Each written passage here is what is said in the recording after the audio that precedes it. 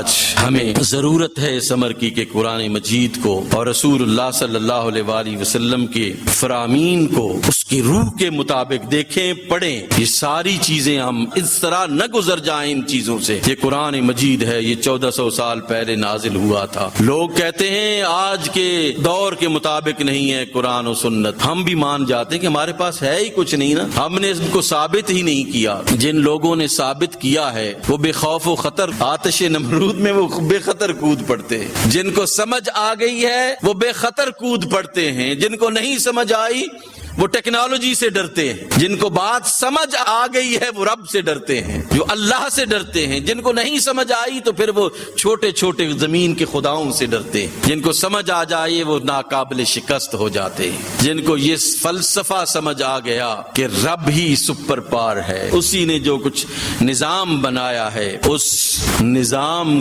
کو ہی بقا حاصل ہے۔ ہم ڈارون کے بندر سے جو ہے وہ تھوڑا آگے ہمیں نکلنا چاہیے، ہمیں اس سائنٹسٹ کے سیب سے گرنے سے جو ہے وہ تھوڑا آگے کا بھی علم حاصل کرنا چاہیے۔ آج بھی ہم اپنے بچوں کو یہی سکھا رہے ہیں، ڈارون کا نظریہ پڑھا رہے ہیں، نیوٹن کی حرکت کے قوانین پڑھا رہے ہیں۔ بھائی یہ کیا ہے؟ قرآن کی ٹیکنالوجی سیکھیں، قرآن کی ٹیکنالوجی کو دیکھیں، اس کو آبزرو کریں اور حقائق بتائے گی۔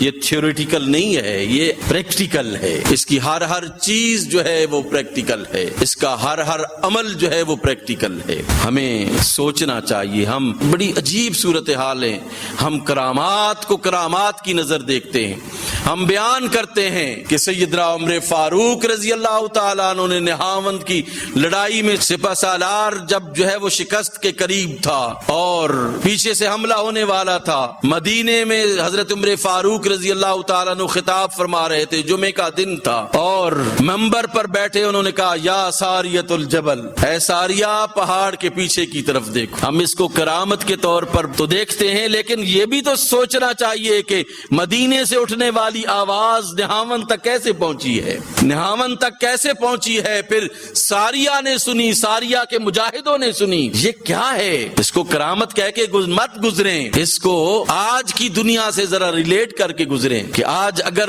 آپ کا وائی فائی بہت سارے سگنلز جو ہے وہ سپریڈ کر کے آپ کے پیغام کو کہیں پہنچا سکتا ہے تو اللہ کا جو وائی فائی ہے اس نے جو دیا ہے کیا وہ نہیں پہنچا سکتا؟ ہمیں یہ تو نظر آتا ہے، لیکن ساریہ والی بات کو ہم صرف عمر فاروق کی کرامت کے طور پر جو ہے وہ دیکھ دیتے۔ وہ لوگ کہتے تھے ہم نے آواز سنی، صحابہ تھے بھائی، صحابہ کہتے ہم نے حضرت عمر کی آواز سنی، مجاہدین نے کہا ہم نے عمر کی آواز سنی۔